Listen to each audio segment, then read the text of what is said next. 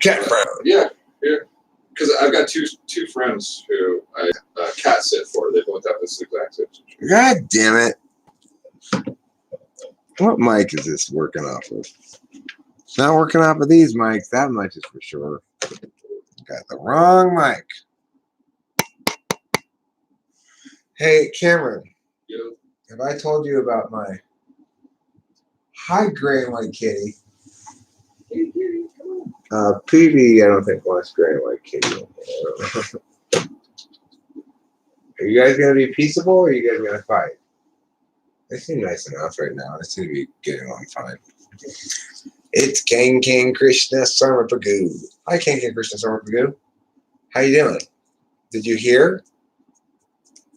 Did you hear the news? That you, Shreddy Chandran, and Matthew Allister are in a love triangle? Actually, I believe it was a love square because who else got tossed into that mix? There was a fourth party that got tossed into the love square. Anyway, I don't remember. I talked about it in a video earlier. What about me? I'm tired. I'm really tired, but I'm good. I'm hanging out with Cameron. My friend Cameron, who's an ICJ, who also lives here in Arcadia. And how's this work? You pop on live, and then the folks at home just all of a sudden they're notified, and they just like bounce onto your thing. They're like looking at other YouTube stuff or something. I mean, I don't know what's going on with them, what exactly they do, how they get here, but I do know that sometimes they complain that they didn't get notifications. The notifications are not always working. Hi, Isaiah Rude. Isaiah Rude is a guy who recently started doing some typing sessions with me, and he's now, shortly thereafter, ended up going to Pittsburgh to get on Other Rachel, another chick from the channel. Cool. Not my Rachel. That's why she's called Other Rachel. Yeah. Octavio Silva's here. That's good. Octavio Silva, he drew pictures of me and Rachel, which are up here on the, what do you call it? The community tab. Do you find that your community members are artistic people who say would be able to do art? I mean, would they generally be creatives or? That's Octavio Silva's work right there. That's pretty cool. That's me, and then also the Rachel one. But are they in general? I don't know. I would say that probably a fair number of them make some things. And some people don't. Like, I don't think April does. April is called Zaylin Black here in this stream.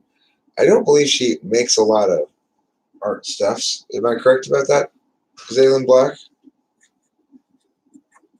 From what you said before, I think I am. Lots of musicians around. Did I type, please, Andy Slojek? Is that Andy Andrea? Yeah, she sent me a snappy little email telling me to take down the episode. I was like, fine, but fuck off. Good. How often does that happen? For someone to want you to take something down? Oh, periodically. Often enough. I almost always just take it down. I don't really have any intentions. You got a lot of, who cares? It's not like you have one video. You got, how many videos do you have, man? 4,500. Jeepers. That's a lot of videos. Hey, it's Other Rachel. Anyway, I don't really have a problem with Andy Andrea, but I happened to receive that email, which was trying to cover all kinds of bases. Like, on the one hand, she was trying to be, like, nice-ish sounding. On the other hand, she was trying to, like, sort of threaten me with whatever. I don't know, like, sort of general legal terms or something, which when people try to use bullshit TI stuff, I'll sue you. I just go, okay, no. That you are not allowed to do. You're not allowed to get away with thinking that you've outsmarted me with your complete bullshit. So I have to call you on it. That's a really good thing to know about social situations. What thing can you dangle that's not fake? Hey, kitties. Because you never want to say I'll sue you unless you really can sue them, and you will sue them. You really just never want to say I'll sue you ever. But you definitely never want to say it to me. With like with kids, you're growing up as a kid. When you're kids, it's like, well, I'll kick your ass, or I'll kill you. But like, you can't always say I'll kill you to someone because you can't really kill somebody as a kid. You can say I'll call you. I'll get you. I'll get you is a nice open-ended. Never know what it means. You could say I will attain justice as I define it in a menacing fashion. I will. You have to yell it. I will attain justice. The thing that I used when I'm not going to say I was bullied all the time, but there were times that I felt sort of in that situation. I said since people knew Bailey was a skateboarder, and he had you and his gang and all, I'm like, I'll get 50 skaters to kick your ass. I remember saying that to somebody, and it was a complete lie. There were not 50 skaters in Southern California, pretty much, almost at that point. But I remember getting out of an annoying situation with some kid who's just fucking with me by saying that. And luckily he didn't call me on it. He would say, all right, after school, County Park. It didn't happen.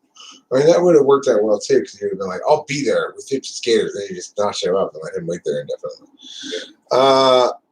I want to address a couple of questions here in the live chat.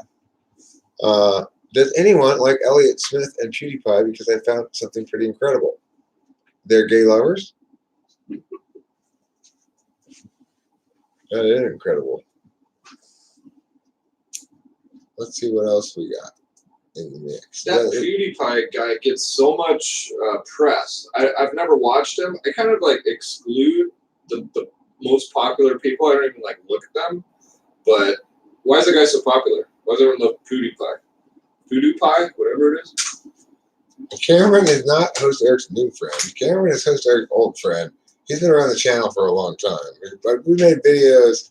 There's a video of me talking about functions while he's doing wheelies behind me from several years ago. That's pretty funny.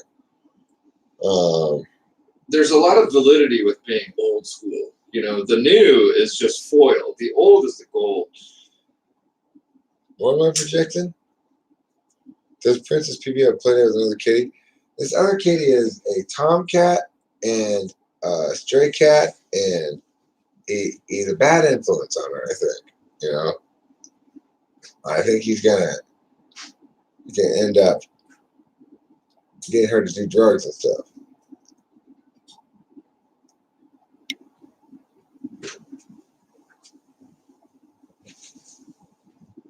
Okay, let's see here.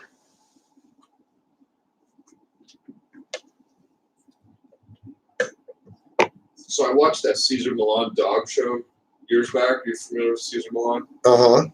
Do you know his correction noise that he does? He goes to dogs. Okay. Are you familiar with that or not familiar with that thing? Okay. I mean, it's not familiar. I've heard references to it. Not seen the actual thing. If you imagine a cat talking to another cat, the cat's creeping up and the other cat hisses, right?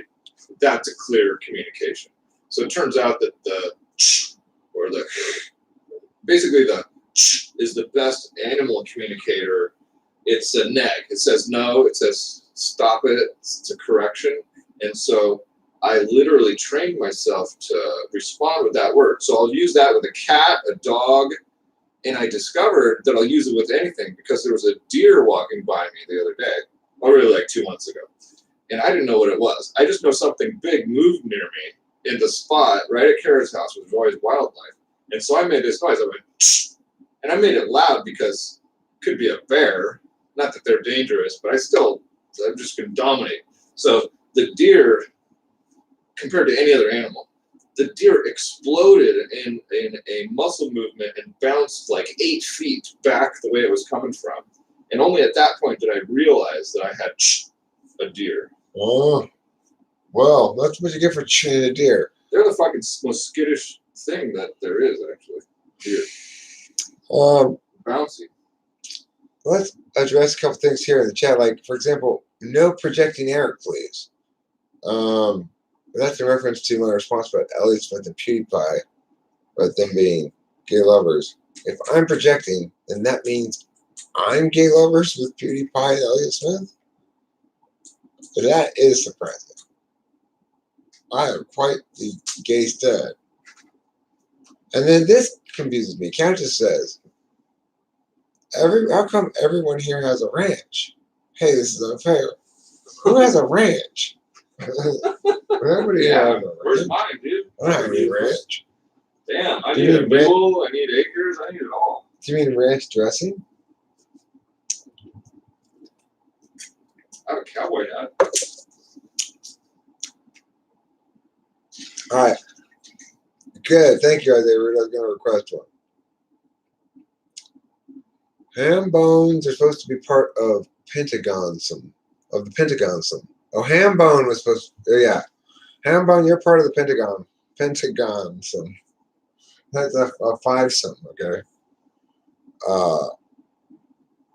Damn, I am SI4. Stop. Eric got 3 of wands. 3 of rods? What is that? What does it look like? Like, what's the deal with that card? What's the picture?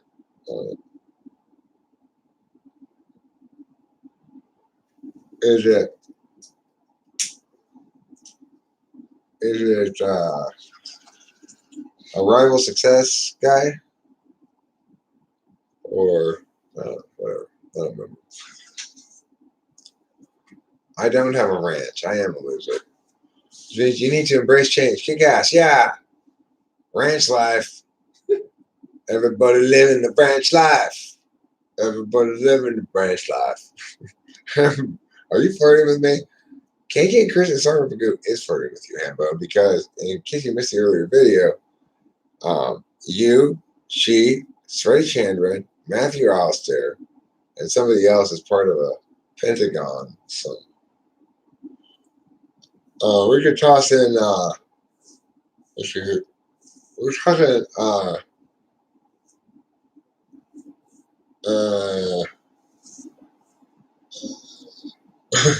maybe Zaylen Black could join your pentagon some. You know. Matthew Alistair is in love with KKSP, who's in love with Sreddy Chandran, who's in love with Matthew Alistair, who's in love with Hambone, who's in love with KKSP, who's in love with Zaylen Black, who's in love with Sreddy Chandran. It's a very complicated pentagon.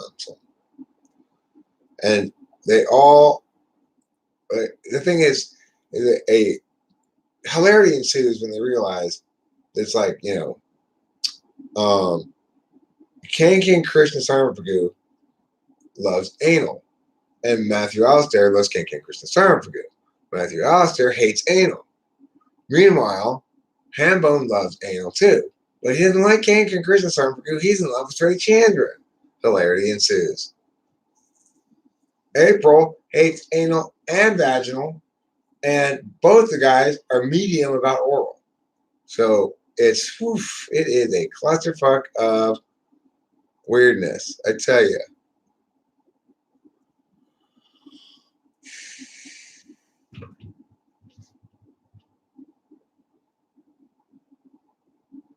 Well, I mean, you got to play cool.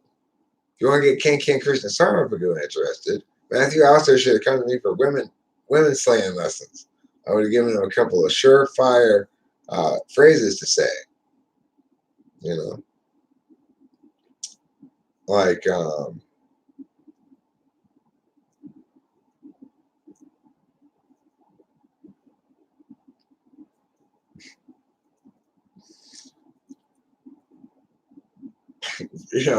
hey, baby, like that. Hey, girl, important things you can say to impress the chicks. Like, if you take those clothes off, you'll stand no risk at being enveloped by flaming clothes. Completely eliminate the chance of that occurring. Egyptian source have good stuff. I'm converting to their religion. You're converting to Egyptianism. Is that a religion? Egyptianism. Oh, I like that. Like Ra and you know, you got your sun god, you got your swan god, your sand god. Kanki and Krishna Sarvagu informs us, yes, I will have my period soon. I feel crazy. Well, good for you, Kanki and Krishna Sarvagu. But nothing quite as satisfying as shedding the old usual lining and just welcoming in the new. It is a moment in which I can just sit down and enjoy my womanhood and just let the inner earth bleed onto the outer earth, and we are one, and we are doing vaginal blood sploosh splash party, one of the most advanced yoga formations you can do.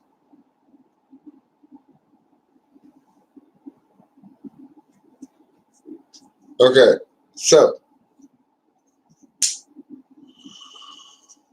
Jane Krishna Sarma Pragu. How many people have you invited to your vaginal blood sploosh splash party? Because I haven't gotten an invitation yet, which is good because I don't want to go. But I'm just saying, have you been responsible about sending those out? You send them out every month. Good news! Joel, Nathan, and me reads the invitation you're shortly going to receive in the mail. You've been invited to my Bachelor Blood Sploosh Splash Party! Yay! Don't worry, it's vegetarian. Come to India on Tuesday. Meet me in Calcutta, in the middle of town. Show you the time of your life. The best time for surprise Indian getaways. Kanki Krishna Sarvagu is ready to handle it. Kanki Krishna Sarvagu's father has indeed arranged a husband married for her. What do you think, Cameron? Should Kanki Krishna Sarvagu marry the man that her father has arranged to marry her? You should always respect your parents, Eric. So whatever they ask you to do is the exact thing that you must do. Certainly, even if it's go off and marry someone that you've never met. Sure. I'm sure because otherwise you'll be disowned. Well, first of all, Cameron, think about it. I got two key warrants here. Number one, who knows better what Kanki Krishna Sarvagu wants? Kanki Krishna Sarvagu or her parents? They know what she wants better because they care about her, and she doesn't care about herself, or she wouldn't be fighting this arranged marriage. Well, they obviously can look objectively at her whole experiences instead of her, from her own selfish perspectives, and her own, all those things that she doesn't understand yet. Her eyes are covered by the blinding eye patches of youth, nativity, subjectivity, emotionality, and uteral lining.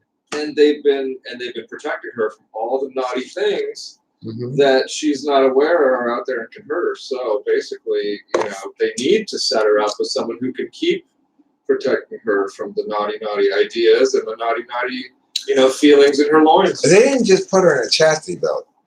They put her in a chastity box. It extends a solid foot in every direction around her torso. It turns out that you can cloak women in cloth and just cut out maybe like one hole, and then they don't bump into walls. And as long as you get them about like that, then you can protect them from all the bad people, bad things. I actually agree with Verax X there, probably. It's unfortunate. I obviously strongly advocate against anybody harming themselves in any way. But I would say probably INFP, but it could be INTP. I don't know. SE support type thing.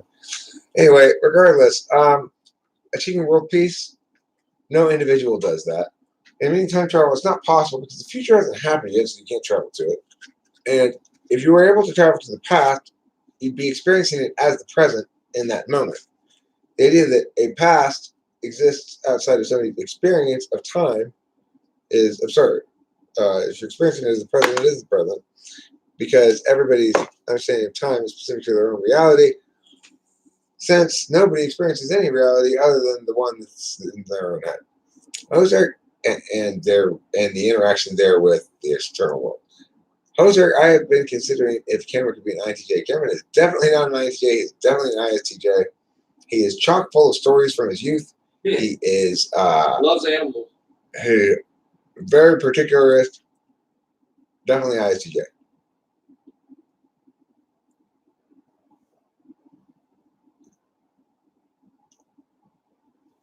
I'm looking at these comments. There's a lot of bacon stuff. There's a guy committed suicide, or no, a guy was killed whose name was Kevin Bacon today or yesterday or something. So that's interesting. Don't forget about what happened to Francis Bacon. Yeah, I think this guy was going on an internet date or something from a gay site or something like that, and then the guy was murdered. That's like today's news story. And Kevin Bacon has, somehow like made a public statement or something about it. The guy that's Hi, Sergey Rachmaninoff. So I want to talk about something somebody said here. Oh yeah, this one, time travel thing. Right, yeah, I already answered that. Oh, I wanted to talk about what.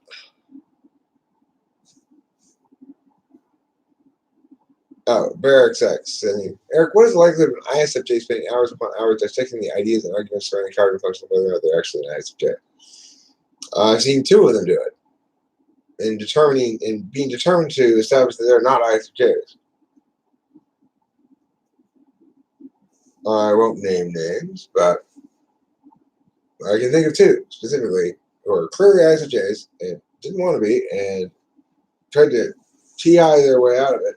In the third slot, they're applying the TI was a little bigger, and ain't totally incompetent with it or anything. But the problem is, of course, they actually are ISFJs, so they're not going to get very far with that. It's that particularist knowing thing. They know what they know for their own reasons of knowing, and that's good enough for them, I guess. Yeah, Cameron's definitely not an ISFJ. Why would someone not want to be an ISFJ or not want to be any type for that matter? People have different relationships with meanings. Very different relationships with meanings. So, for ISFP, for example, ISFPs don't want to be ISFPs a lot of times. Not always, but some of them.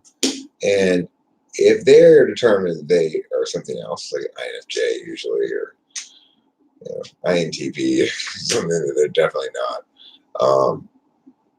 Them just digging their heels. You see the FI shit on their face. ISFJs are more slow to dig in their heels and slowly get entrenched into the notion that they're not an ISFJ. It's because of their experiential knowledge.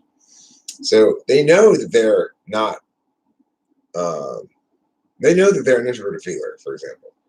How do they know that? Well, they have their experiences, and they know what those things mean as their experiences, because that's what SI is. And they interpret that as that's FI or something. Well, it's not. Well, what's the best type of tongue punching in my fart box? ESFP. Most likely to do it. Would you consider an ISFJ to be a domesticated house cat? No. No. ISFJs are more like an incalcitrant Brahma bull. Okay, so Eric, in the argument, what if the ISFJ doesn't really rely on any sort of experiential markers or describes them vaguely? I mean, that's the thing. Experiential knowing is not the same as empirical knowing. Experiential knowing means you know via your own experience. Like, for example, think about it as a way of solving your own ontological stress. I'm stressed out. It's okay. I know I can soothe myself when I get home by attending by SI. I'm going to have some nice foods. I'm going to put myself in the shower and take a nap or whatever, and I'll feel better. That's using SI to control the future, saying, I currently have Mia, and that's inconsistent with my expectations. That's my phone ringing.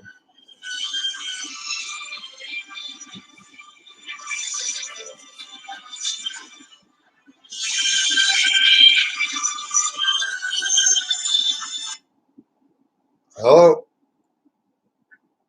Hi.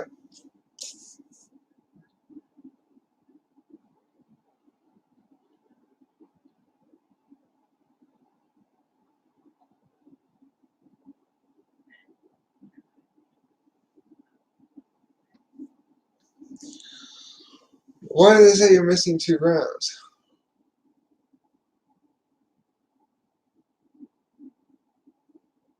Or just put you would just add your okay. Well, I'm in the middle of something right now. I can't really deal with this right now. I'm in the middle of something. So why don't we deal with it tomorrow, okay? All right, bye.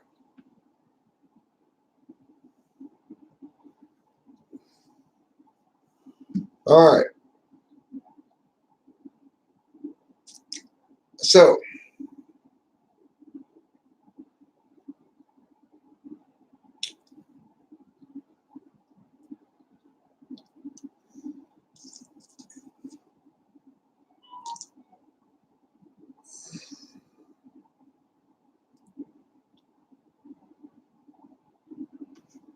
yeah, it's true. Legalization of weed does not increase consumption. But I want to go back to this thing. ISFJ doesn't rely on any sort of experiential markers or describe it vaguely. Basically, experiential knowing means you remember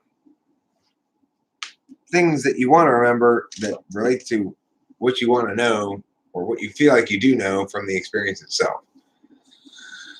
ISFJs are particularly vague in general. They're vague about their memories, really. You think they have great memories. Well, they have specific memories, but they're not very reliable because it's experiential. It's like they remember what they want to remember. It's like I remember your mom's face really well. It's because I want to remember it.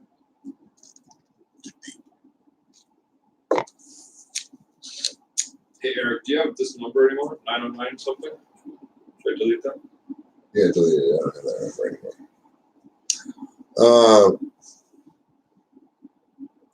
How has Enneagram chart types varied among IHPs? Most of them are 5s. You get some 4s in there. You might get a 9 on occasion, like Spacey was a 9. Isaiah Rude. Isaiah Rude, you still here?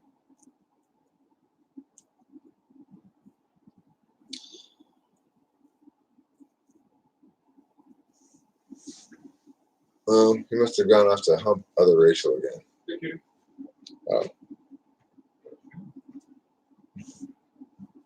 Oh. My question to you was, what Enneagram type do you think you are?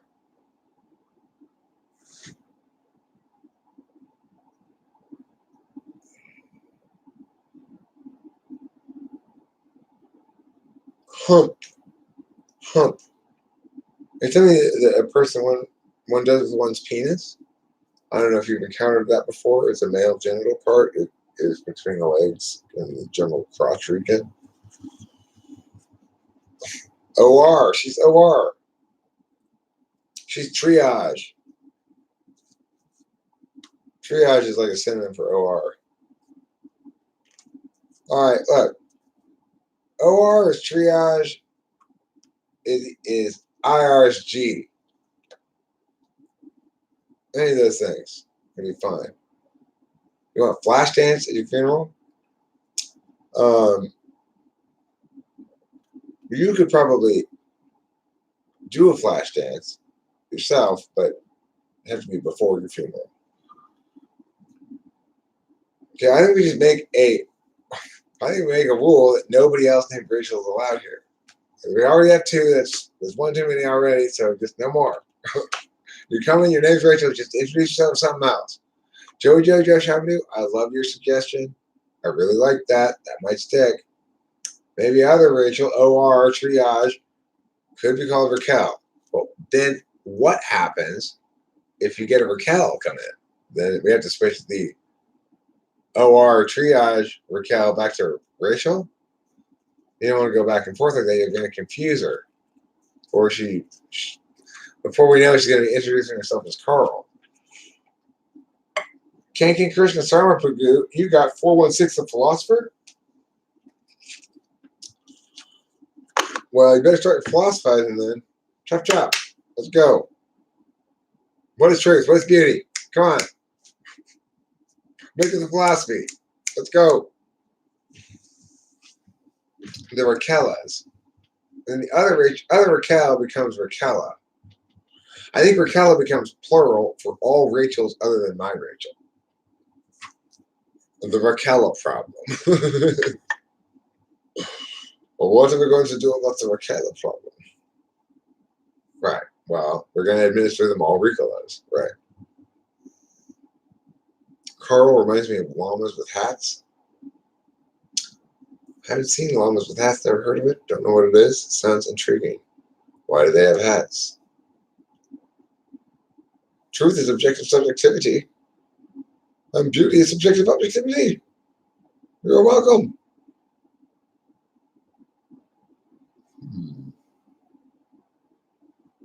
Okay, well, what's objective objectivity? And what's subjective subjectivity?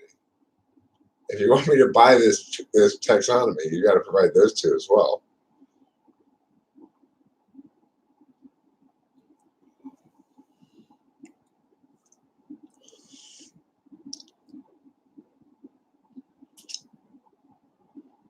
Aquagel,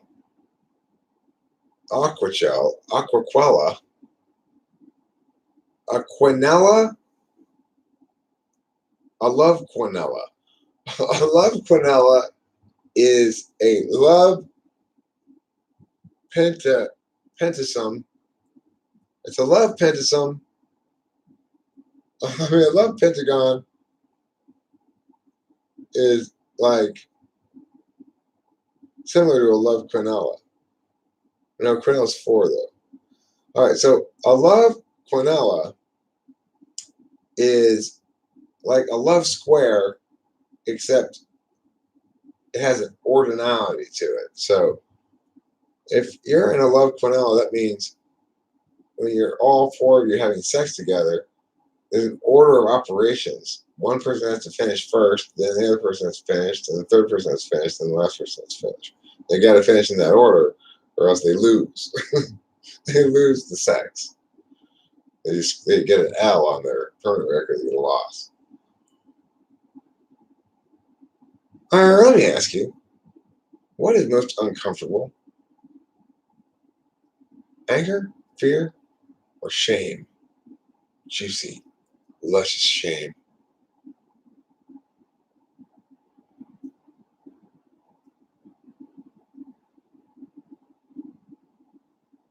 No, 1, 2, 3.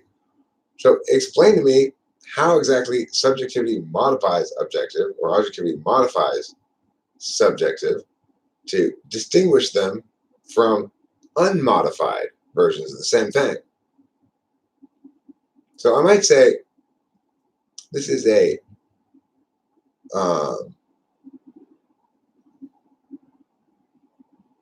tall, short girl. It would make sense if I was talking about the tallest girl in a group of female horse jockeys. Right? So clarify for me what the distinction you're making is. It's self-explanatory.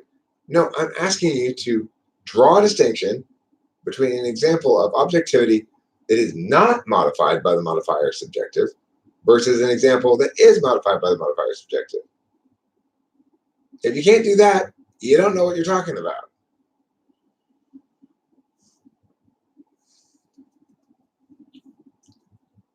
How do you experience fear? Is it through your scrotum? Mine tingles and rise every time somebody frightens me. Why, All Hallows Eve, it's frankly a crawl in my breeches from 7 p.m. straight through the end of trick-or-treating time. So terrified am I by the myriad costumes, the gore, the horrors, the uncertainty. Who is this person? Is it really a monster or just in costume?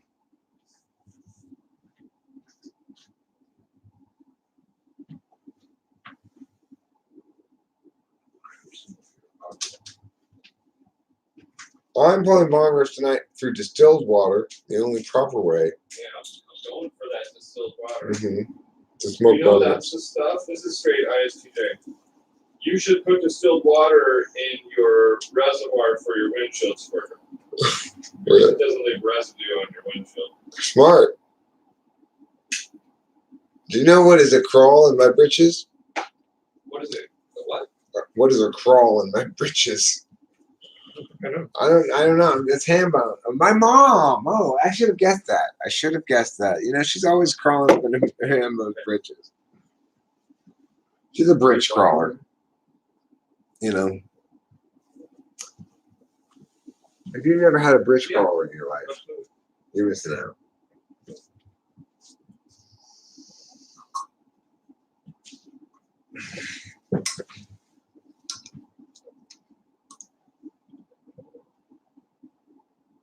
That's a new word.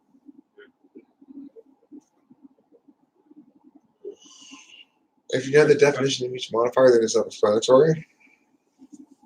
Really? So subjective objectivity is self-explanatory. Well, pretend I don't know the definition of them and explain it to me.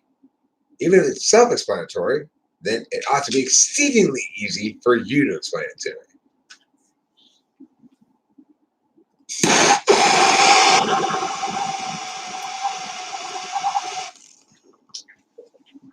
What about this number, Eric? 807? Oh, that's really old.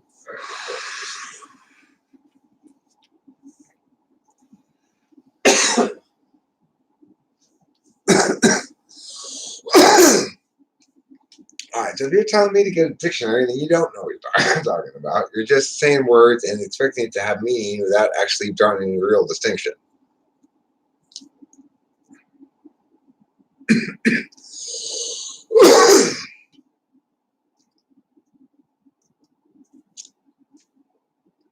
My Aramaics, you know, a little rusty. I don't speak a word of it, but I'm sure I can pass.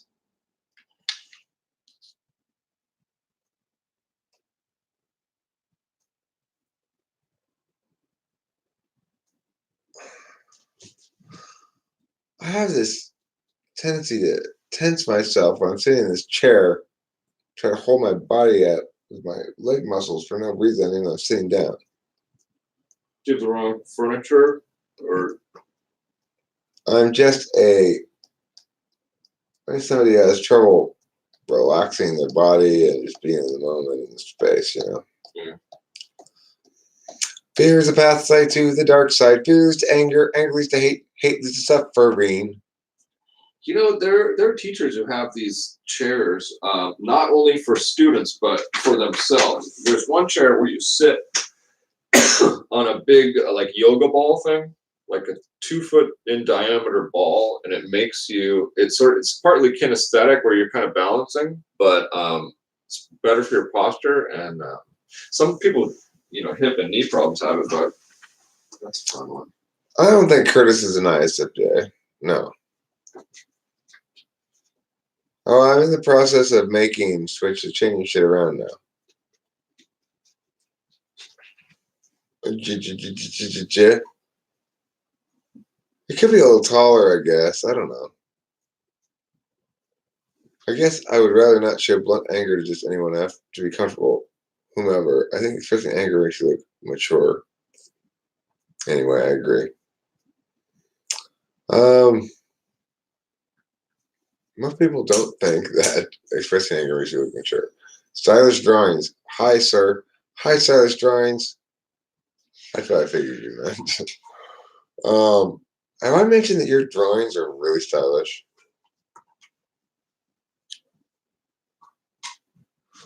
Lucky Charmish. Erica replied, darling. The meaning is clear. I suppose I could have a go at explaining, but I just didn't want to make it confusing. Like your willingness to argue as a night is really fun. I mean, the thing is,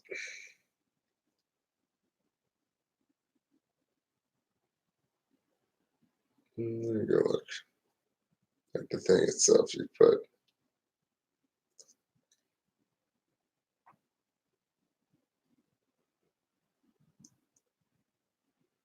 All right, well, here's your problem. When you said this is the problem, why it's definitely not clear as day. Because you say, good question, Eric, but that's like saying what type of a cat is a cat? Or what is loving love? No, it's not. You're saying what is hating love? That something's hating love and loving hate. I'm saying, okay, so then what's the distinguishment between hating love and loving love? That's a perfectly reasonable question to ask, you know? What's the distinction between when I'm saying you're like, this is a dog cat. And I'm saying, okay, well, how is it different from a cat cat? It's a perfectly reasonable question to ask. You're the one making the claim that it's a dog cat, right?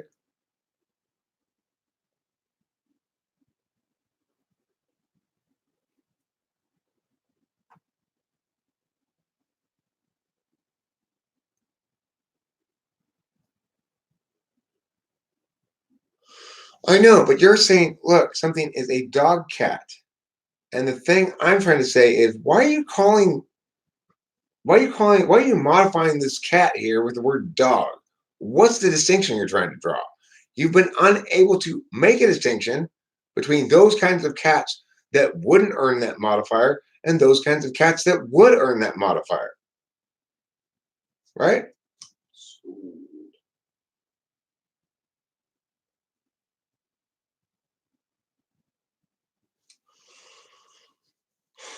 But Eric, did the ISFJs that you saw arguing ever experience a dissonance at the end of the argument, or was it met toward a full resolution? I never got resolution. You don't get resolution for ISFJs, really. They're stubborn as fuck.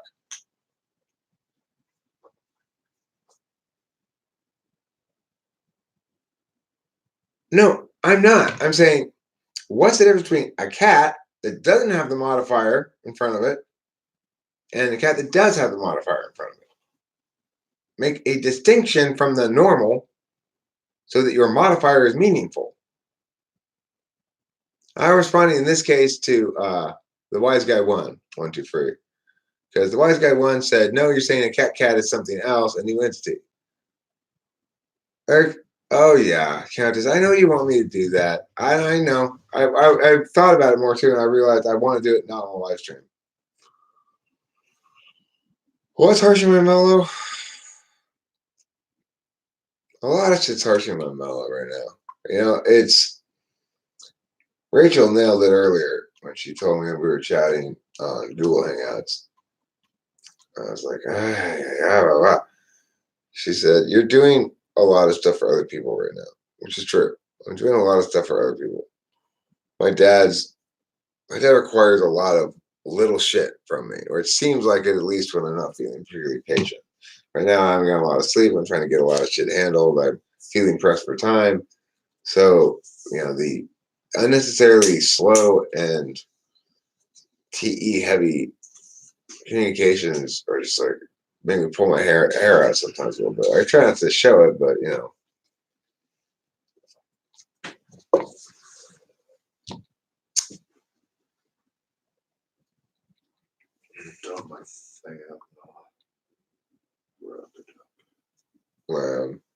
So what was the conclusion your resolution you reached for X?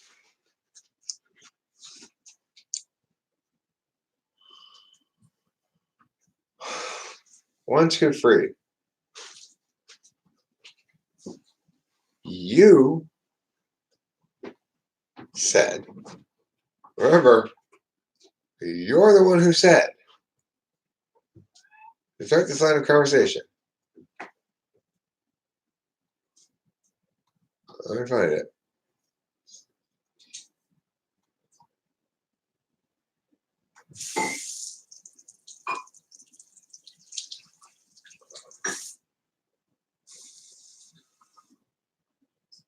Truth is objective subjectivity, and beauty is subjective objectivity. Okay? You said those words. So I'm asking you to tell me the difference between objective subjectivity and regular subjectivity. And you're saying you won't tell me the difference until I define the terms that you used. What? In other words, just say the words to me right now. Just say these words. Eric, here's the deal. I don't know what the fuck I'm talking about. Sorry, my bad.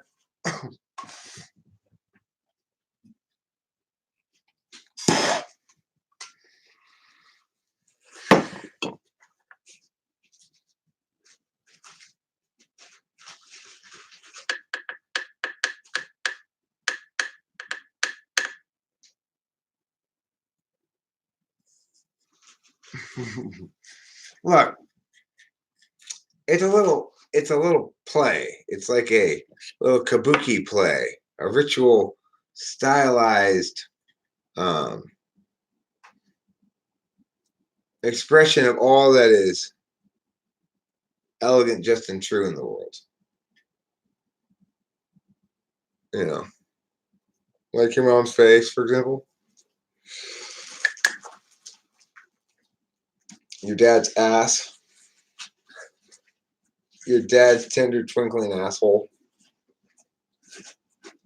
I love to slide just about this much of my pinky up your dad's butthole.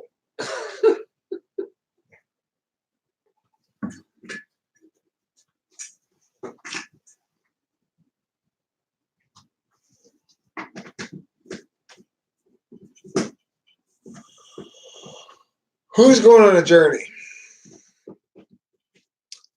The longest night's the darkest time of the year. Family obligations, abrupt parting from his partner, uncharacteristically cold season. Mellows cannot be harshed.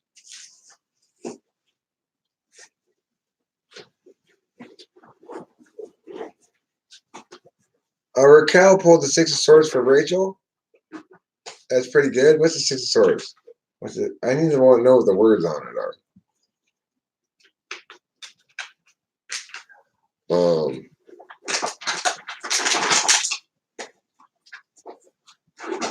They explain it? Let me see. Where is it? And she's going on a journey, needs to reaccustom herself to a new luxurious environment. That's paraphrasing the description. Oh, is it the Catch you later, senor. Departing tour one? See you later, Cameron. See you later, YouTube individuals. Happy New Year. Thanks for helping out, and you know. Totally. See you tomorrow at 8:30. Yeah, cool. Sounds good. You want your door like propped open or closed all the way, please?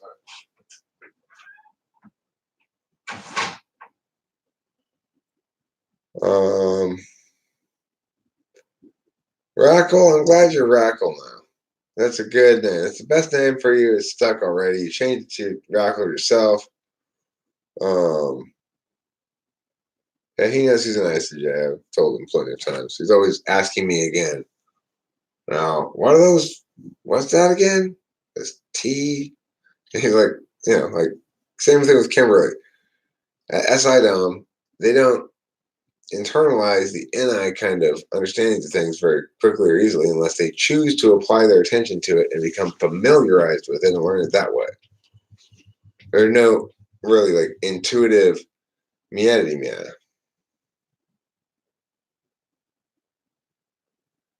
Right. Octavia Silva, exactly. That's a totally like SFJ thing. STJ, ISTJ maybe. But Cameron's gonna get along. He's already getting along really well with my dad.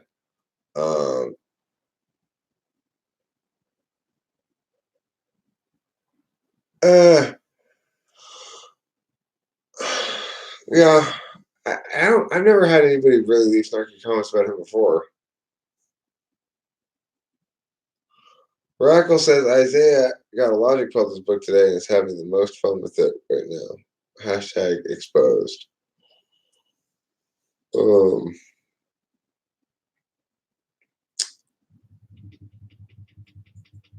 That's nice. I like the fact that you guys seem, happy to be in each other's company. Makes me happy. It really does.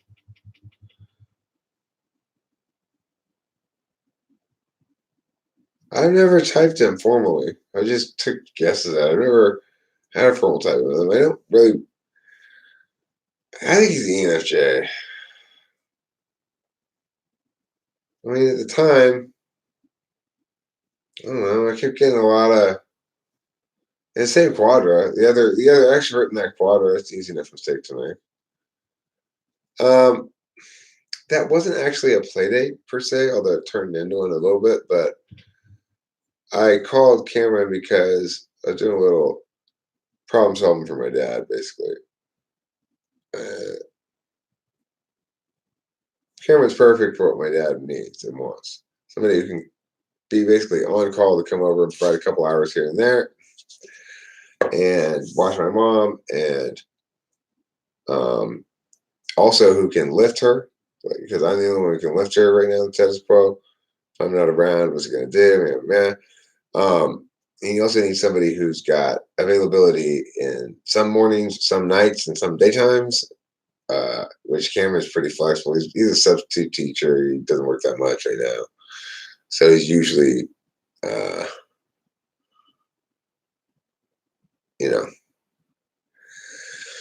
he's usually available, and he's used to doing kind of like random sort of hustle stuff, like ISTJ shit, like getting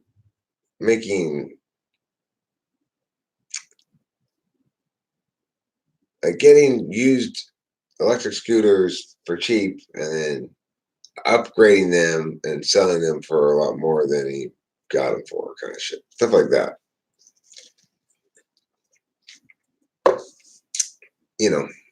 ISTJ stuff. I might think it's boring, but he totally does not think TE shit is boring.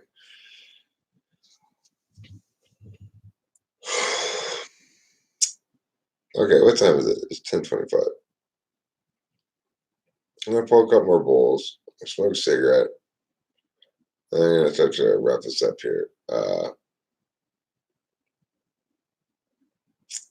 And the reason for that is I am badly in need of some SLEEP. I'm feeling fussy. I'm feeling crumpy. I'm feeling gussy. And I'm feeling frumpy. I'm feeling like a hussy who's rather dumpy, and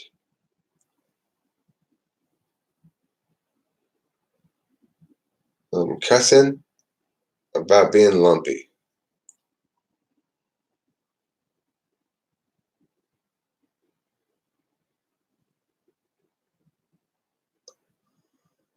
Regarding, I read an interesting article about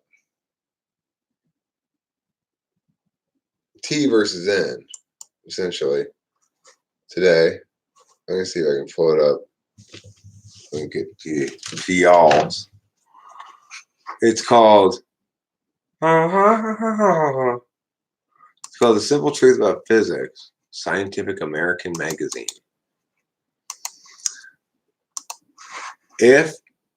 Even if you're a scientific European, you're still allowed to read this magazine, okay? If you're worried about that.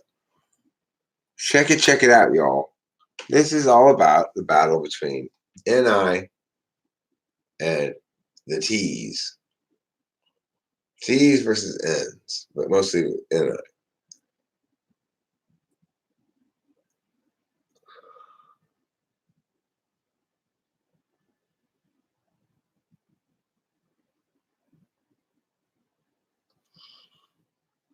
I wasn't being sarcastic. I just didn't expect something so seemingly obvious to be so complex to others. Just because people don't understand something doesn't mean they find it too complex. It could be inadequately complex to explain the thing that is tasking itself with explaining. You know, lots of reasons why one might negate, not simply because something's too complex. It could have been too convex, too concave, too consequential, too curious, and a number of things. Could have had too much scrotum on it, like your mom's face. Could have been anything.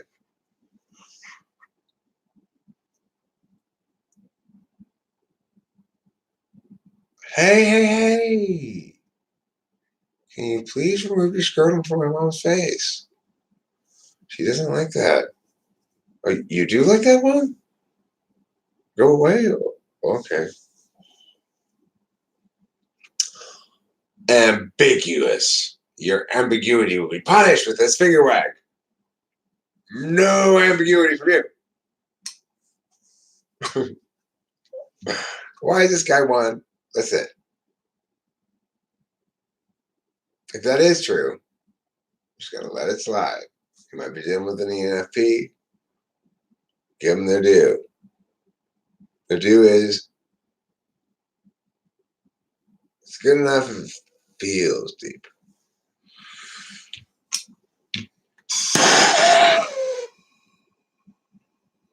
Yeah, I'm no good at chess. I mean, I'm not terrible at it.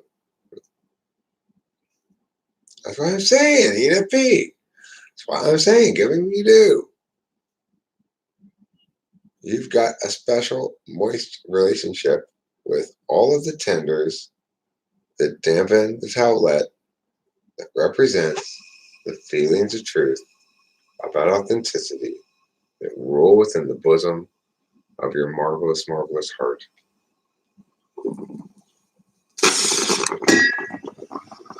Now everything's clear. That's obvious what I mean there. You're talking about obvious.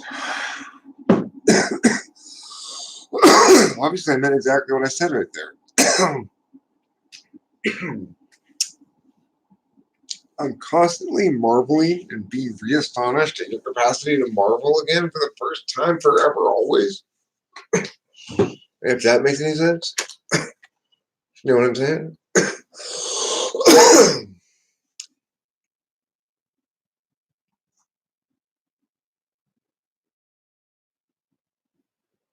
I'm the philosopher in disguise. I'm disguised as just another meat bag.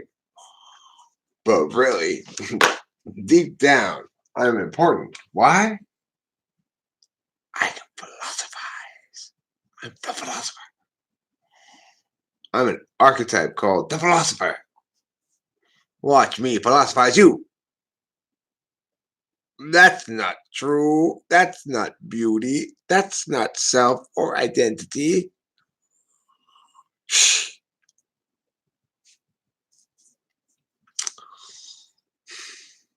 So I guess to me, subjective is more FI truth, whereas objective could be NI truth.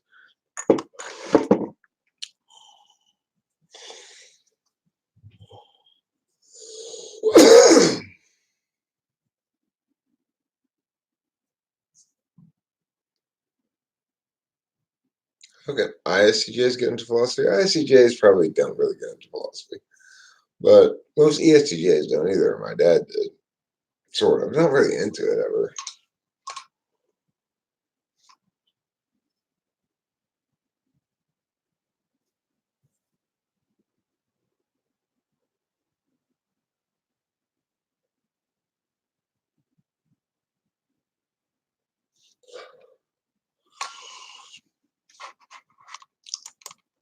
Um,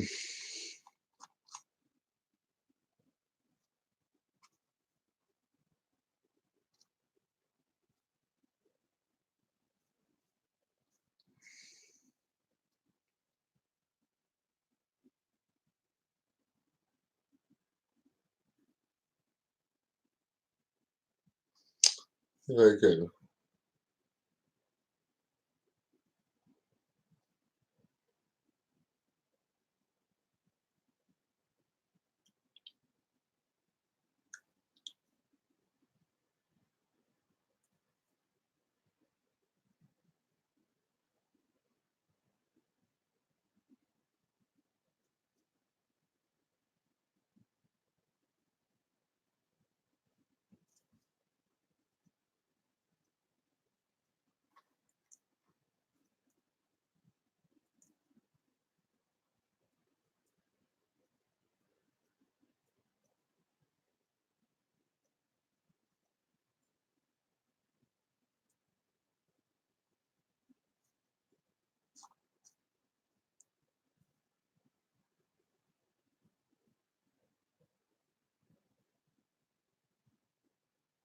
Yeah, I don't know. But I mean, look, the more the fewer words we use to explain anything, the less meaningful in terms of concrete specifics the understanding is. Now, the understanding may have impact. No, I was looking at this article trying to find something that I couldn't find, and then I gave up on looking for it. Eric, what types tend to be truth seeking above others? INFJs, INTPs, ENTPs. INTPs a little bit less. I mean, they're very truth seeking, actually. They're just not very truth finding. Um,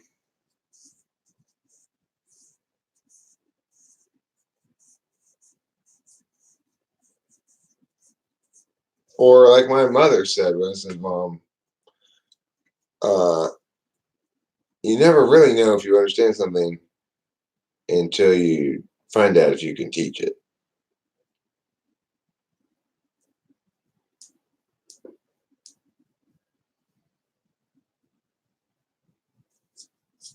Yeah. I mean, I think INTJs are also truth seeking. They also don't find it. They find things that aren't the truth usually and think they're the truth. INTPs find things that are the truth and turn those truths into a wash of mushiness, but they both seek the truth.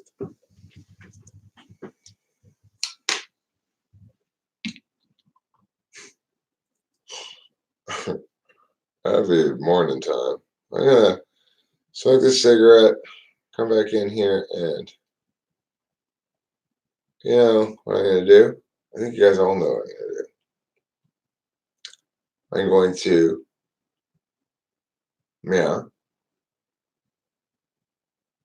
the what now? The meow. What does that mean? Could mean anything. Could mean everything, or could mean nothing. It's either objective subjectivity, subjective objectivity, white black, or night day. I don't know.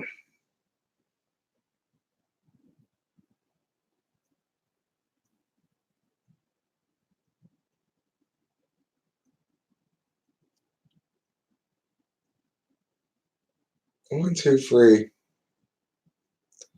Will you stop, please? You're putting a lot of effort into teaching me about why you won't teach me, despite the fact that the same word applies in both instances. If in fact a failure again, you're saying I don't understand the definitions of words. I'm not trying to make any claims. You are the one who needs to define your terms. You're the one who made the statement. Just because I'm not providing you a definition doesn't mean I don't understand the definition of those words. I'm trying to figure out what you mean when you use those words. Time him out. He's fine. This is what I say about that one, says Mom. I tell people, hey, don't assume. You know what they say? When you assume, you make an ass out of you.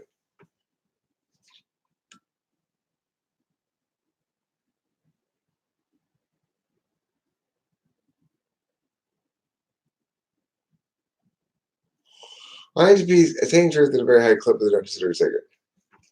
They only attain it at a high clip when they're attaining it for other people. They don't attain it for themselves. No, sir. You got the end part wrong.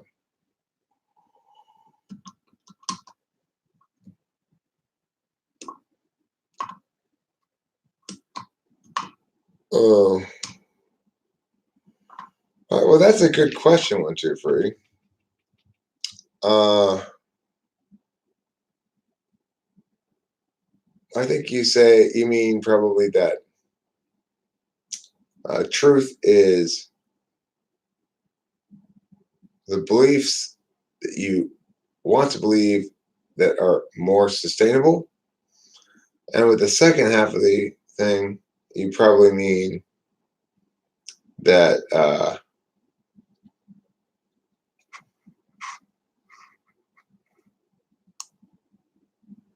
what's the other thing that says truth?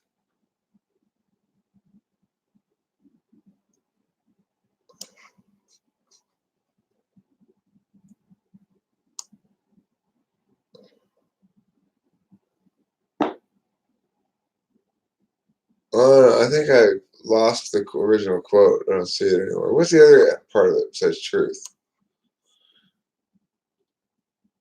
Like you said, truth is objective subjectivity. And what was subjective objectivity? Yeah, I know. I'm just smoking a cigarette and then I'm going to go to bed. Well, I don't remember the other half of it. I'm super tired. I'm fucking just like running about 40% right now.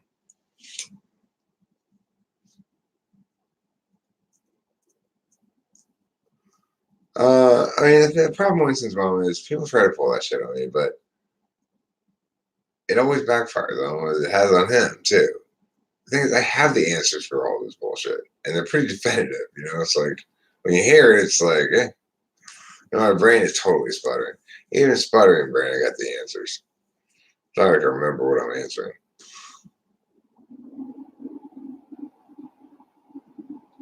Beauty is the other half of it. Okay. So, truth is objective subjectivity. Beauty is subjective objectivity. Uh,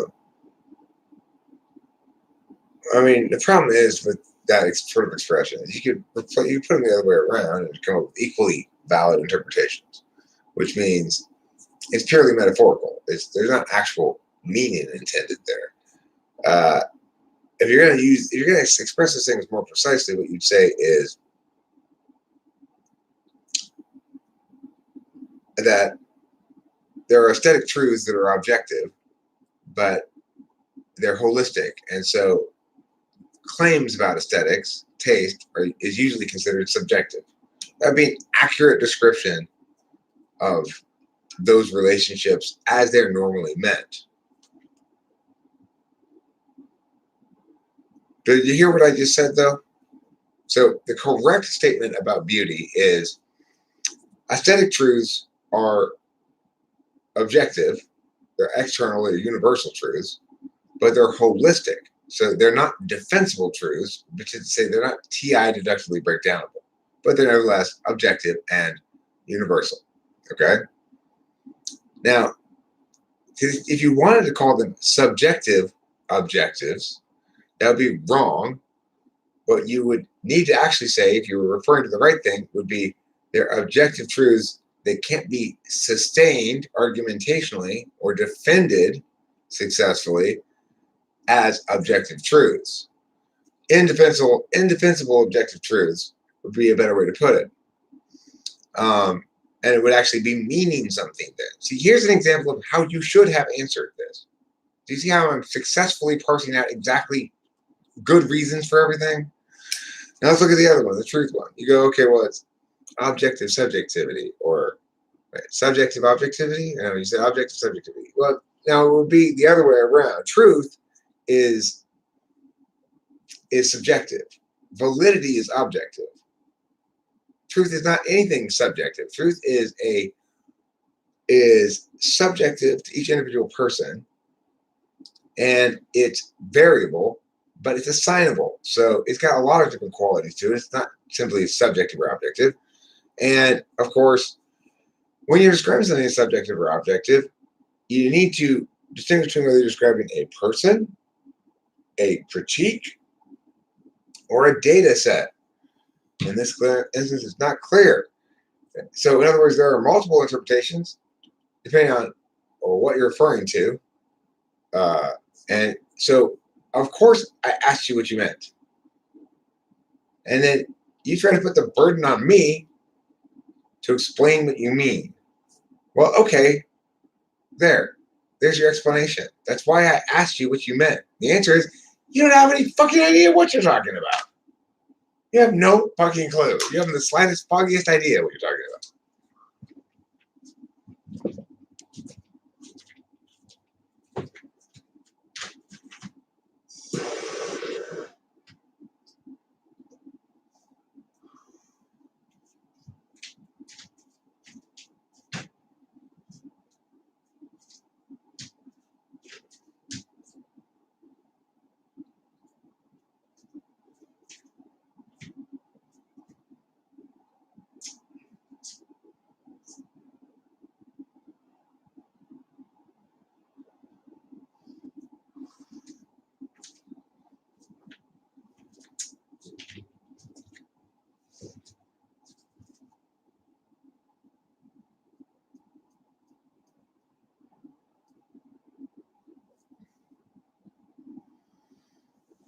Well, Hambone, the truthfully untruthful is an interesting example. To answer me truthfully untruthful, you're right. The status of the thing remains untruthful.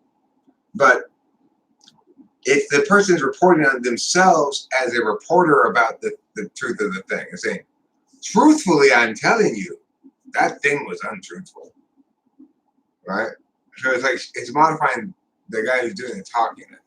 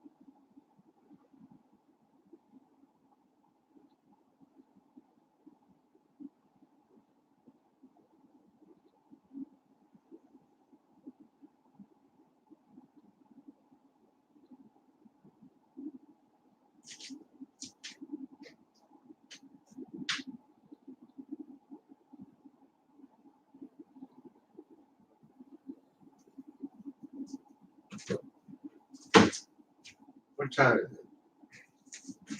I'm gonna pee. I'm gonna watch you until 11.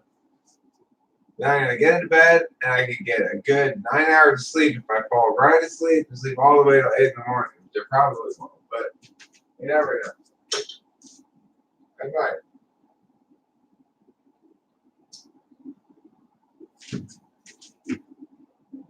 I tell you what was an adorable sight that I missed is the sight of Rachel shimmying up here under this sink and peeing in the sink.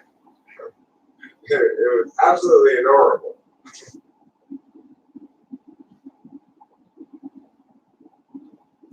Yeah, I missed Rachel. I mean, like, for a couple of days, I was like, okay, now it's time for me to get a bunch of shit done because I don't have to worry about anybody else, basically. And that sustained me for a little while, and then invariably there's the post initial binge sort of like emotional roughness. And I chatted with her earlier, and it was nice, and it also feels like unsatisfying too. Like I want to hug her and kiss her and stuff, but I have to wait till Hawaii. We're going to Hawaii. She's going to Hawaii with us, so that's cool. I'm not going to go to New York because we're going to Hawaii beginning of February, and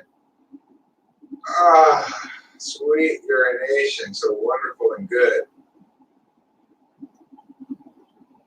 Oh,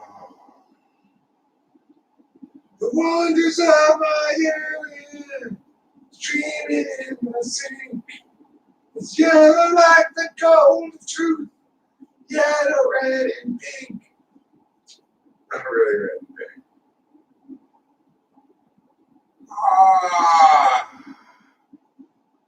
Sweet, sweet urination. So SI satisfying.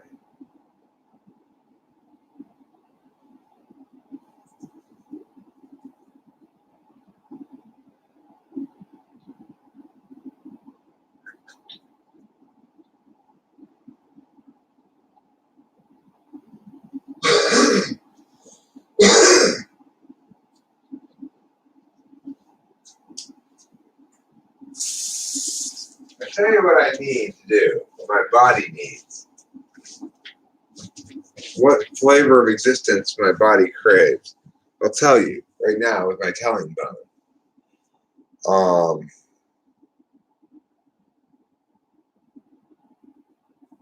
I need to get some exercise. I need to go jogging or something.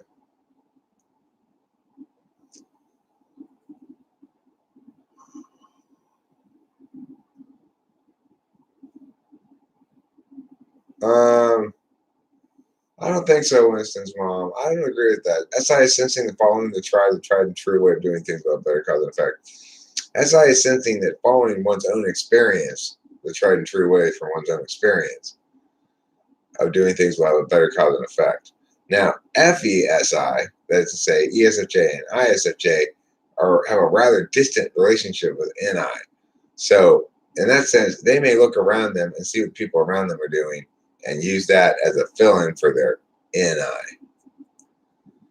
Are you talking about Annie Andrea? She's ESFP. I know she told me to take it down. I answered this question already. So I took it down.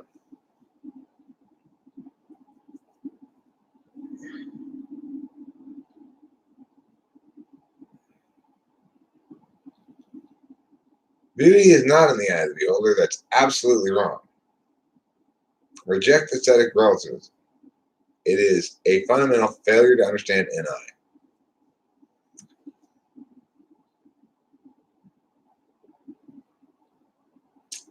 Boy, ain't that the truth.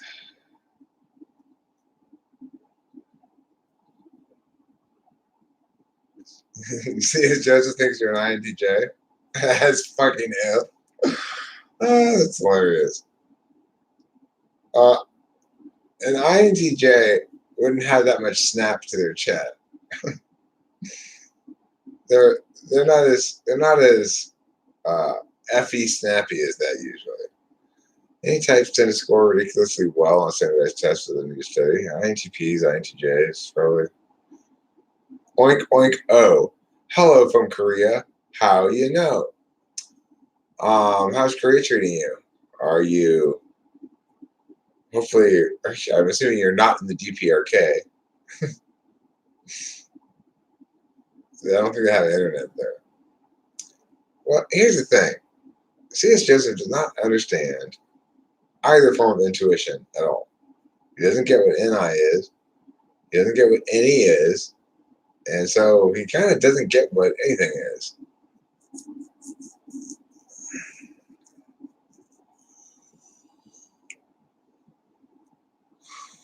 Hey, oink, oink, oh.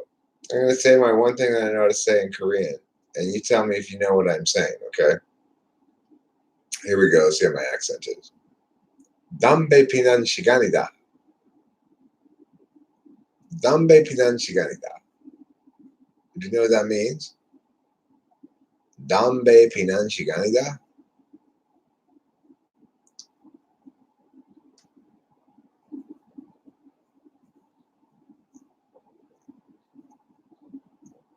Dambe pinan shiganida. It means it's time to have a cigarette. It's cigarette smoking time. Now, do you understand it? How would you say it? Am I saying it wrong? My first girlfriend back when I was 18 years old was Korean. Dambe pinan shiganida.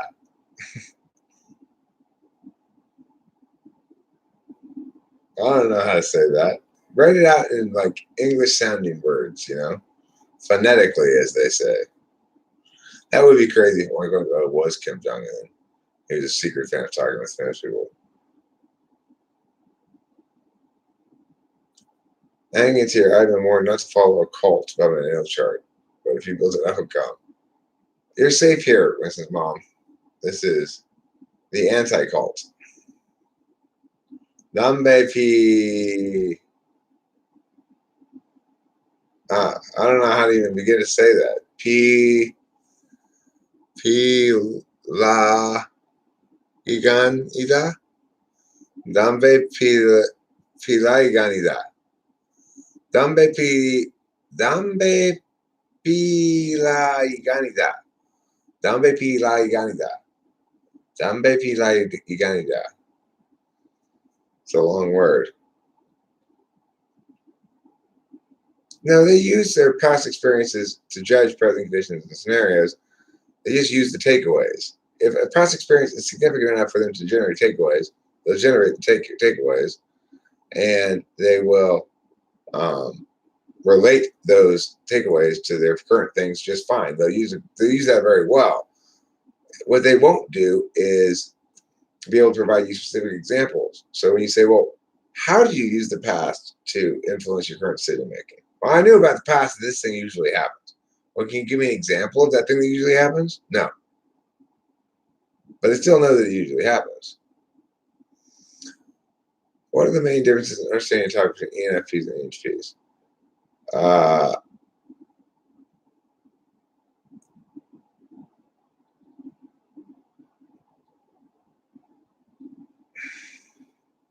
ENFPs have a purpose frame that ENFPs lack. ENFPs understand things for a reason.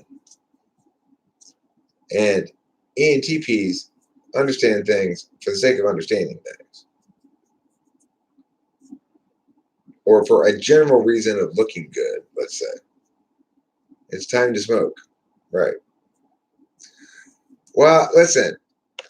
If the nation of Korea is telling me it's time to smoke, it must be time to smoke.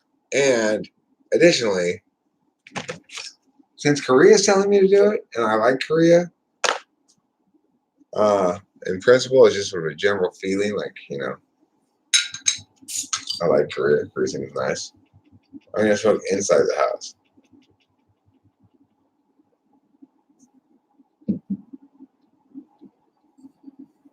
What do I mean? That you understand things for a reason? Well, like, when we're talking about objectivity, subjectivity, blah, blah, blah, you're pleased with the NI synergistic truth of the thing you're saying. It's a snappy sentence. It resonates as true to you, especially to you, because it turns truth into a particularist thing, into mush. Now, truth is absolutely not mush. Truth is mostly a function of rhetorical slope, which links to both validity, which is absolutely objective, and to empirics, which are the real world's half-assed version of objective. So you share with the ENTP a love for introverted intuition. However, you don't share with the ENTP the somewhat tricky balancing act of preferring shit to be deductively sound, or at least to be definitionally determinate. The thing is, just because I know I've got you pinned down on your definitions on something or what you mean by something, doesn't mean I'm necessarily going to attack it. When I ask you questions the way I do, I'm using my deliberation function, which is much more of a get function than yours. So what I mean by that is TI does a lot of its work by asking questions and establishing things accordingly. In other words, TI asks a question so that it gets an answer. That answer then is that the answer it gets from you is your words. What you said, meow, is TI's favorite maneuver. So that's why it's constantly asking questions of people when it's engaged in a topic meaningfully. Like when I'm engaged in a topic meaningfully, either trying to actually understand or trying to defeat, it's the same thing. Trying to actually understand means to understand exactly where a person's right, where they're wrong, what they mean, and why they said it. And I don't really have any attachment to it usually once I establish all that shit. But I tend to do the other person the courtesy at least of telling them they're wrong as they are. Or I didn't even say anything like that to you. I was just asking you questions about what you meant because I don't think you really knew what you meant. That's fine because MTI. I don't think you knew what you meant because it was just NI.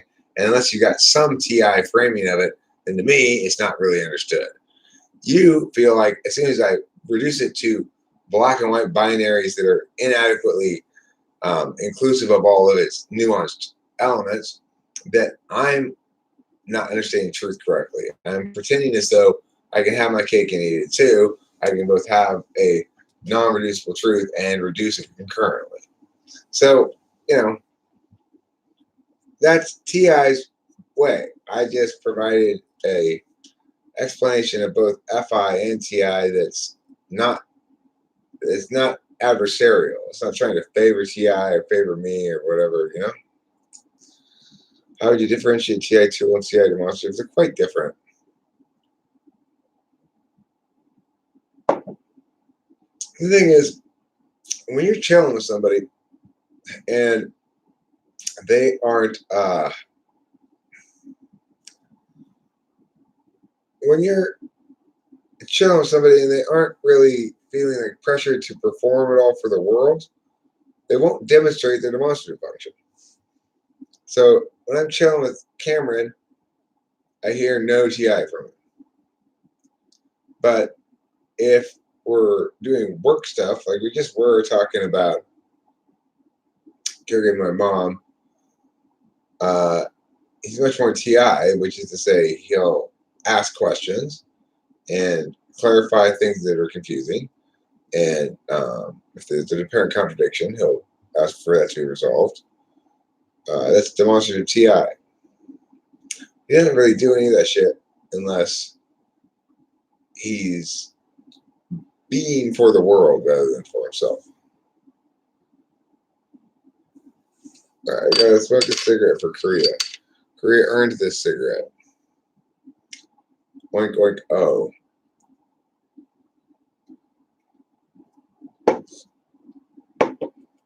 Okay, Sergey, I know you didn't mean it. You didn't know. That apparent loading circle is actually a birth defect, and I'm kind of sensitive about it. It's never going to go away because it's on my face.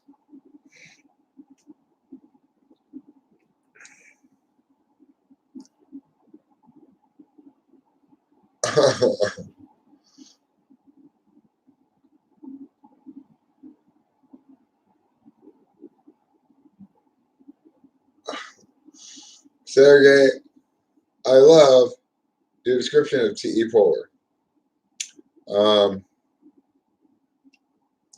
Here's TE polar. When Rachel was starting to go a little crazy, I didn't really want her out wandering the streets. Obviously, I didn't want to try to lock her in or anything like that. So I was quite confident that all I needed to do was put the lock through the hole in the gate, the latch hole part thing, right? Without even locking it. It's one of those ones where, the gate comes like this and it pushes into this thing, and then this thing closes like this, and then there's a hole here, and you put the lock, and then you can't open it, right? They just slid the lock through. I didn't even bother locking it.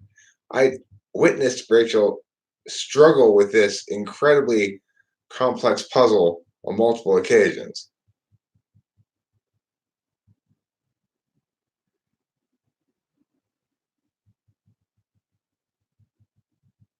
Self-explanatory things are deductively sound to both.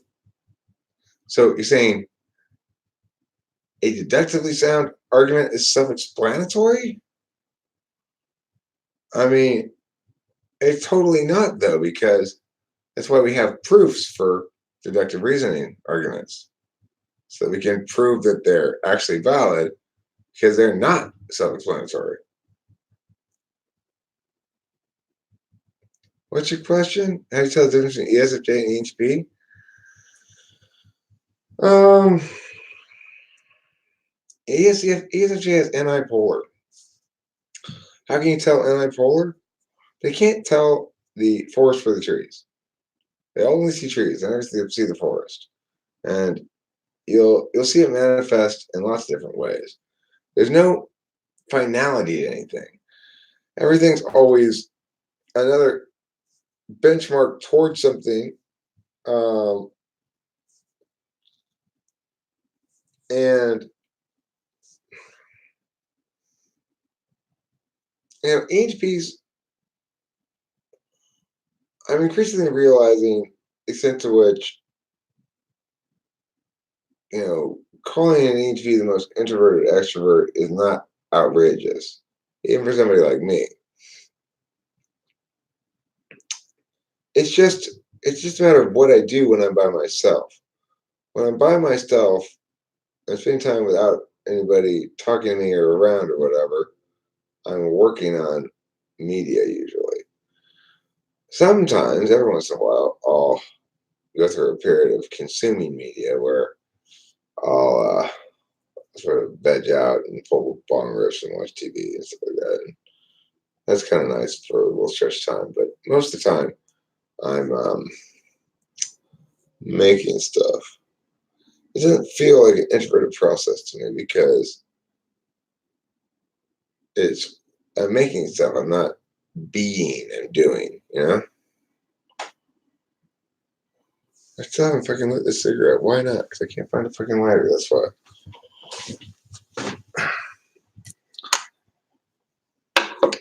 I just wish I had your mom's face here. I just used that to light my cigarette and problem solved.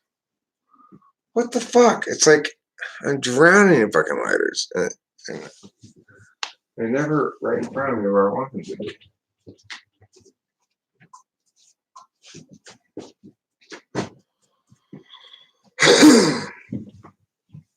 But hey, I made a promise to Korea that I'd smoke this cigarette. The whole country of Korea is counting on me to smoke it, so.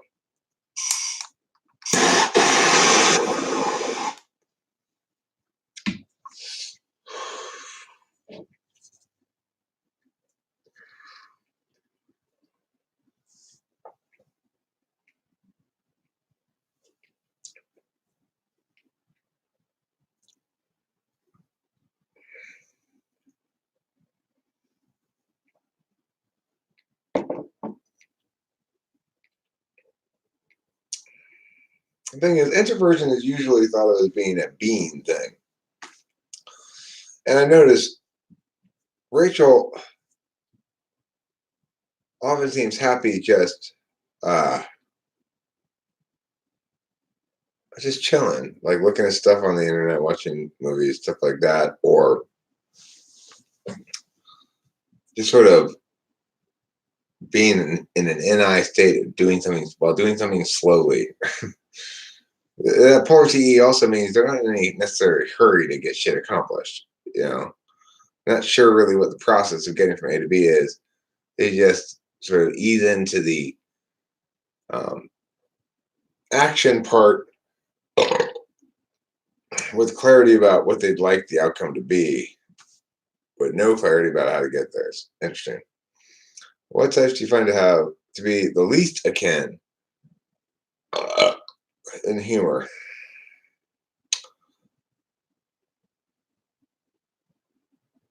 ISTJs are not funny at all.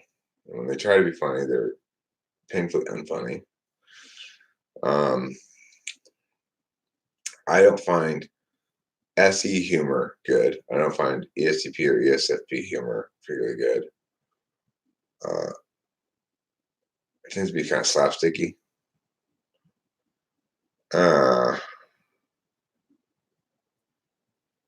And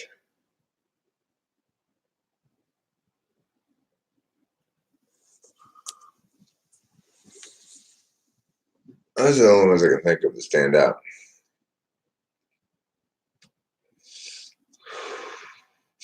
INTJs can be funny sometimes. INTJs, they're a lot likely to make very many jokes, but they're likely to have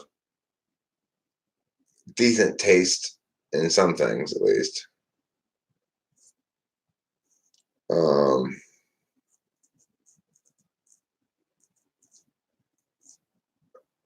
I remember I did a type police video of this ISTJ girl who thought she was an INTJ, and it made a lot of jokes, and they were all like terrible.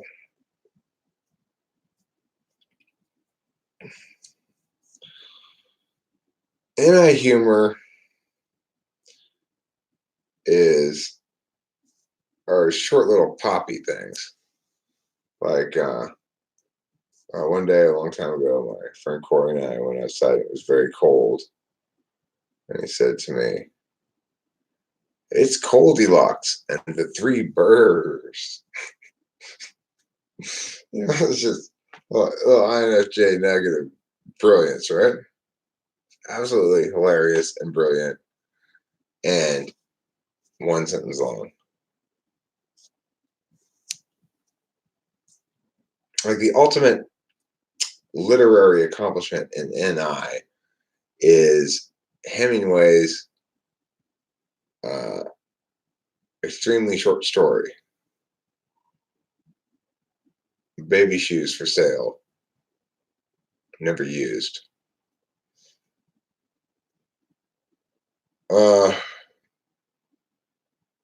It's like how can you tell a huge story in as few words as possible? That tells a huge story, implies a huge story. You know, it's powerful 5 words or 6 words. Yeah,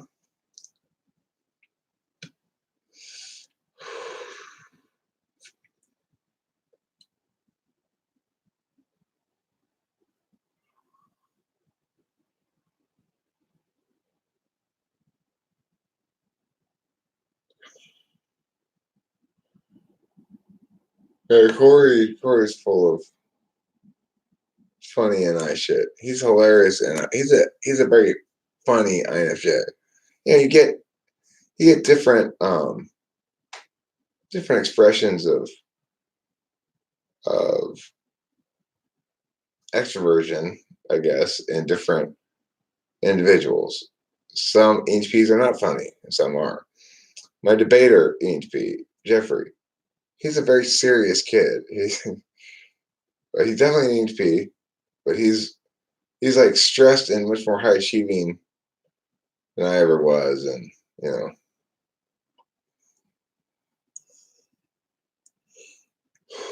Well, that's true for any users, but we'll reference some stuff occasionally. Or we'll draw from SI and mix up something from SI with something else to make something new, like that. Yeah, ESFPs are not funny.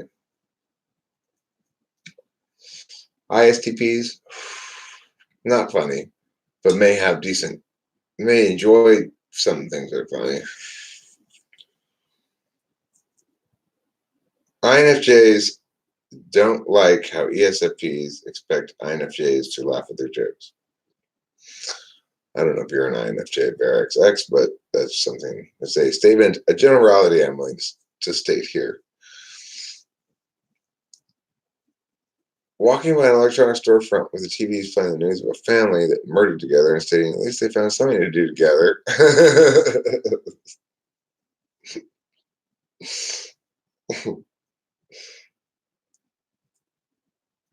Yeah.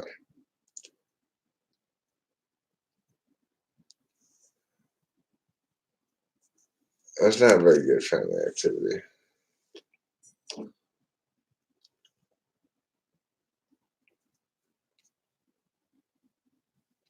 Unexpected humor that I feel like I should have caught on to or at least made sense are pretty funny to me.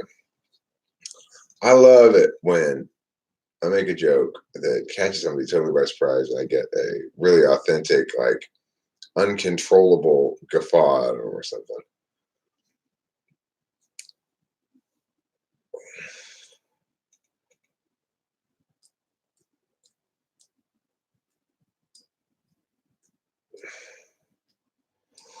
Well, yeah, but Elijah Rood, you probably reference your own creations, so you're still quoting stuff, and you're referencing and repositioning it a lot.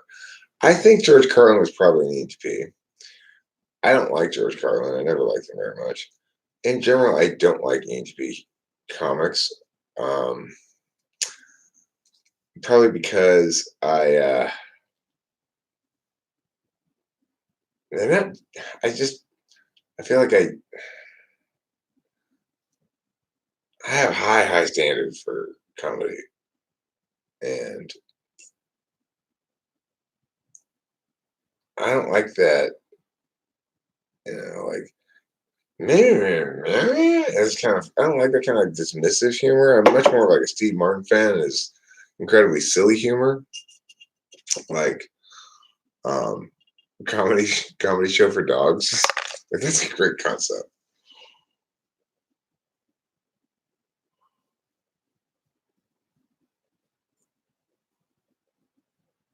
I don't what?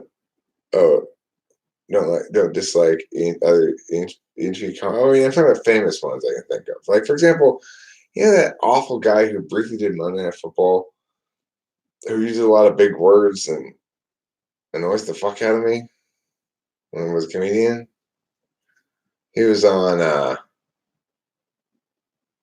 Oh yeah, I do have a high standard of comedy. You're genuinely funny, Hambone. You are genuinely funny. When I laugh at you, it's because I mean, in general, if I laugh at something, it's because it's funny. Period. I don't indulge people with fake laughs for shit that's not funny. And you make me laugh a lot. You say a lot of funny shit. Um,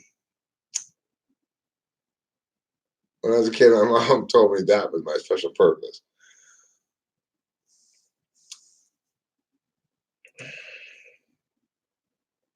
Clayton McCorrick, do I want to type you? Not at the moment.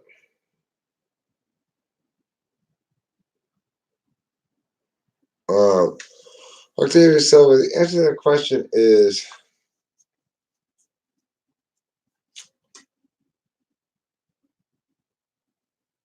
it's sort of the wrong question.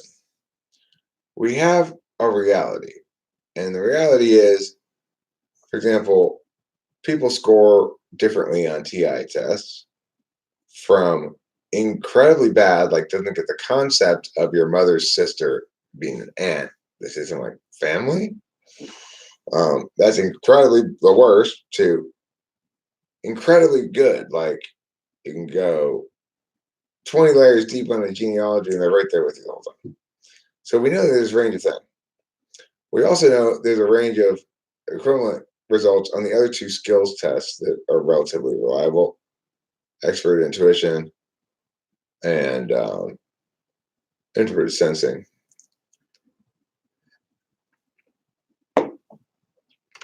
And so we also can note that in all of the varying examples of people I've typed and data that I've gathered, that we've never had somebody test at the very bottom end of the scale on two of those. One person tested the bottom end on two of them. What I have is an explanation for why personalities manifest the way they do.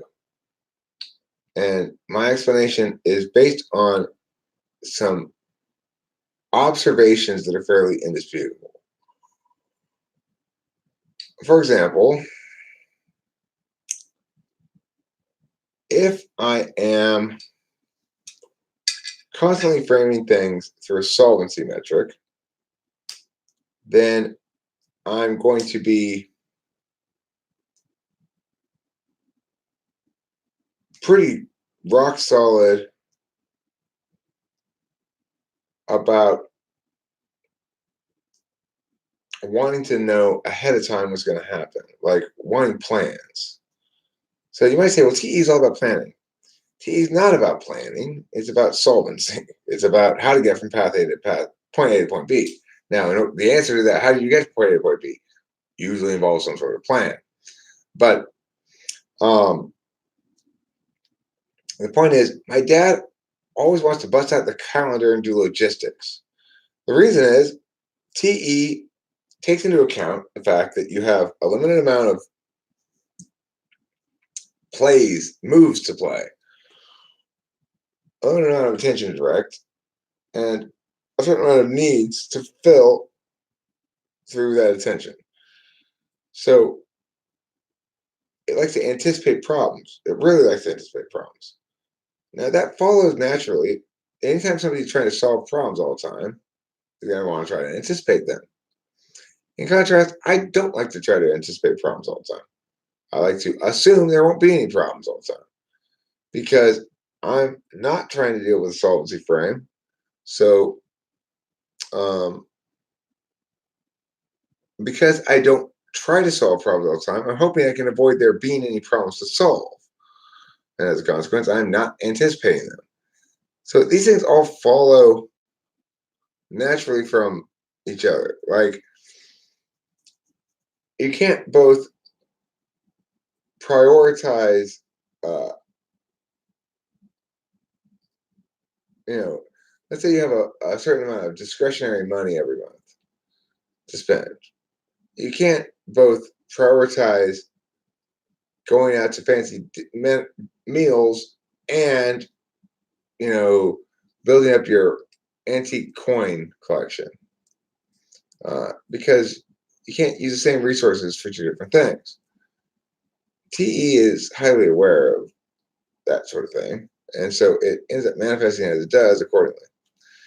I'm not doing a very good job of explaining it. I'm tired as fuck. I gotta go to bed. Thank you for being here, everybody. Good night. I need to catch up on some fucking sleep before I just become a shadow of my former self. You're 19, Hambone? Wow. So young.